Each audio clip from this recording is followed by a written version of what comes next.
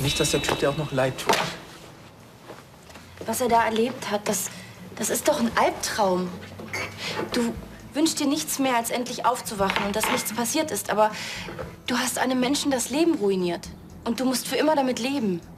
Ja, ich würde mal sagen, das Opfer hat das Härtere losgezogen. Ja, natürlich.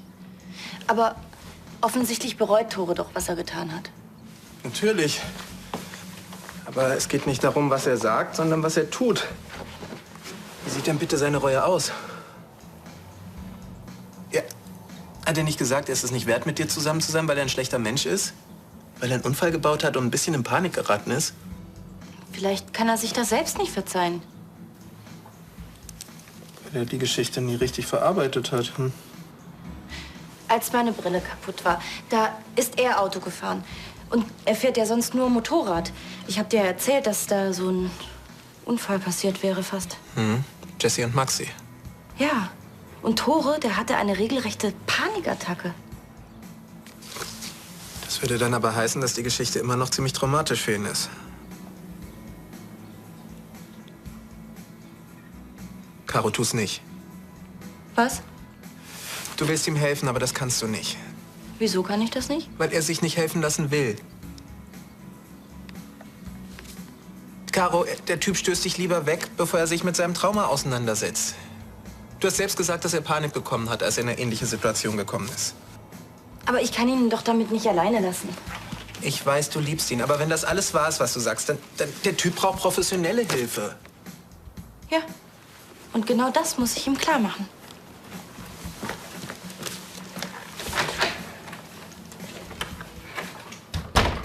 Und außerdem, nein, ich habe keine Probleme, über die ich gerne reden würde. Die Scheidung läuft super. So. Noch eine Unterschrift, dann bist du Geschäftsführer. Klingt echt einfach. Hey, gib mal, was ich im Keller gefunden habe. Karneval vor 4 Jahren. Boah, war ich besoffen. Ist mir zum Glück erspart geblieben. Von wegen, hast ganz schön was verpasst. Olli hat auf dem Tresen getanzt. Zusammen mit Christian. Oh, die darf natürlich auch nicht fehlen. Unser Glücksbringer. Stand im Regal überm Tresen. Die haben wir mal auf einem Kurztrip nach Paris gekauft. Christian und ich. Ja, ey, voll der Hammer. Unsere alten Kickerbälle, die sind noch so richtig robust. Nicht so dieser neumodische chinesische Plastikscheiß. Die haben wir in New York gekauft. Nehm's mir nicht übel, Jungs, aber Ich mache eine Wette, war mit Christian in New York. Dieser Raum ist verseucht mit Erinnerungen.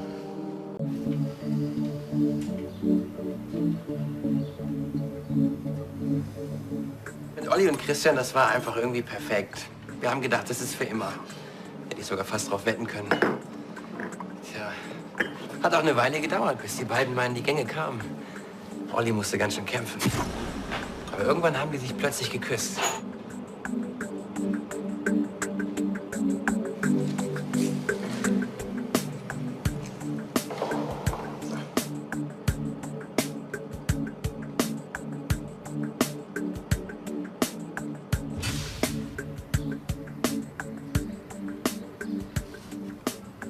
Ach, die beiden, die passten einfach zusammen wie... Arsch auf Eimer. Schöner hätte ich es nicht sagen können. Und da wunderst du dich, dass er noch nicht drüber hinweg ist? Tue ich doch gar nicht. Und warum präsentierst du ihm denn einen Teil nach dem anderen, das ihn an Christian erinnert? Ja, wenn man so lange zusammen gewesen ist, dann erinnert einen doch alles an den Ex. Ja, aber vielleicht sollte man ein bisschen gefühlvoller mit der Situation umgehen. Danke für den Superrat, Mr. Beziehungsexperte. Oh Mann, jetzt hat er den Vertrag nicht unterschrieben. Ach, darum ging's ja also. Nein, aber wenn er sich wenigstens in die Arbeit schmeißt, dann ist das die beste Hilfe gegen Liebeskummer. Sonst versinkt er uns in einem Loch, aus dem er nicht rauskommt.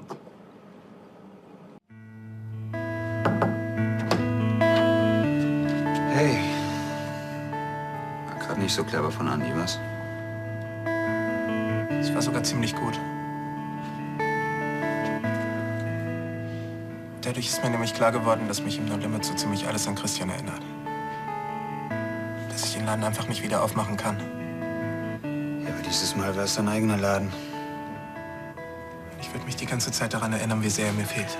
Ja, wenn du zurückblickst, aber dieses No Limits ist ein Neuanfang, ein Schritt nach vorne und nicht zurück.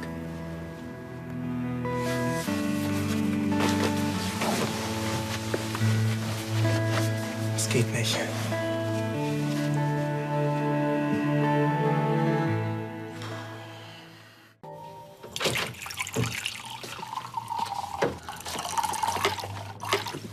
Was soll das?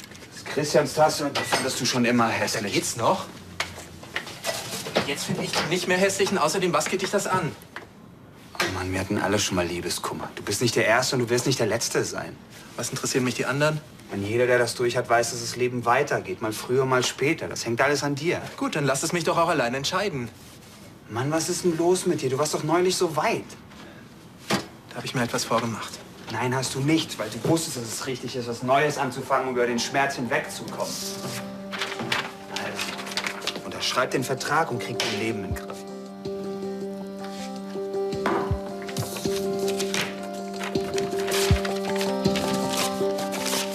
Tut mir leid, ihr müsst euch einen anderen Geschäftsführer suchen. Das ist jetzt nicht dein Ernst. Mann, was badest du in Selbstmitleid, du Nase? Das geht dich einen Scheißdreck an. Lass mich einfach in Ruhe. Na? Anders überlegt? Eigentlich nicht. Was heißt denn hier eigentlich? Ich wollte dir nur sagen, dass es mir leid tut. Klar, ihr habt auch ein schlechtes Gewissen, aber eigentlich habt ihr das alles für mich eingefädelt und dann sage ich ab. Es bleibt dabei und du kneifst. Ich kann mir das ohne Christian einfach nicht vorstellen. Er war die letzten Jahre einfach immer dabei. Bei allem, was ich gemacht habe. Er hat mich immer unterstützt. Mir Halt gegeben, mich beraten. Und du glaubst, ohne ihn schaffst du es nicht. Er war einfach immer da, wenn ich nicht weiter wusste. Und wie oft wusstest du nicht weiter? Vielleicht ein paar Mal. Vielleicht auch nie. Weil du es immer irgendwie aus eigener Kraft geschafft hast. Mann, Alter, guck mich nicht so an. Du bist nicht allein. Du hast Freunde.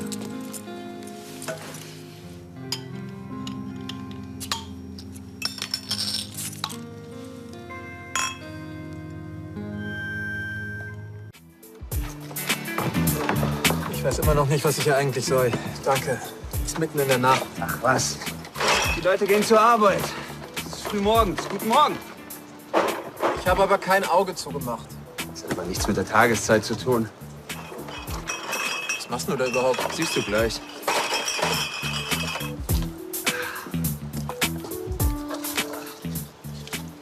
Was Kleines für dich vorbereitet.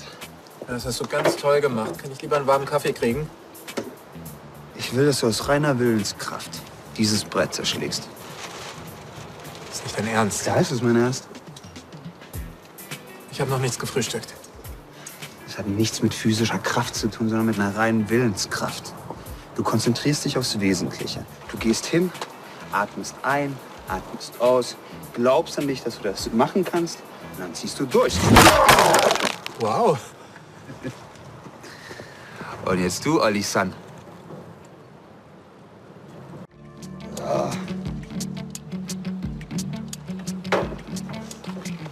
Kann sein, dass das irgendwie dicker ist als das, was du eben hattest? Auf gar keinen Fall. Einatmen, ausatmen. Konzentrier dich auf den Moment und konzentrier dich auf das Wesentliche.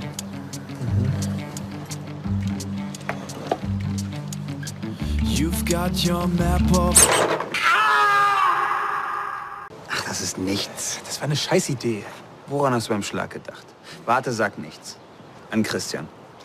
Wie willst du deine Stärke abrufen, wenn du ständig deinen Ex nachweinst? Ihr tut mir leid, ich kann da nicht einfach so einen Schalter umlegen. Doch, kannst du. Davon rede ich doch die ganze Zeit. Glaubst du, dass du dieses Brett zerschlagen kannst? Siehst du, und genau da ist das Problem. Du glaubst nicht an dich. Du hast Angst zu versagen, so wie du glaubst, in deiner Beziehung versagt zu haben. Was ist denn den Schwachsinn her? Hast du dir irgendwelche Beziehungsvideos angeguckt? Nee, aber als ich aus dem Krieg... Mann, wir reden hier nicht von mir. Also los, versuch's nochmal. Ja klar, damit ich mir meine Finger an diesem Scheißbrett breche. Ich kann das nicht. Doch, kannst du. Du lässt mich locker? Okay, ich mach das noch einmal. Aber dann lässt du mich damit in Frieden. Versprochen. Also, denk daran. Einatmen, ausatmen. Konzentrier dich auf das Wesentliche und dann bam.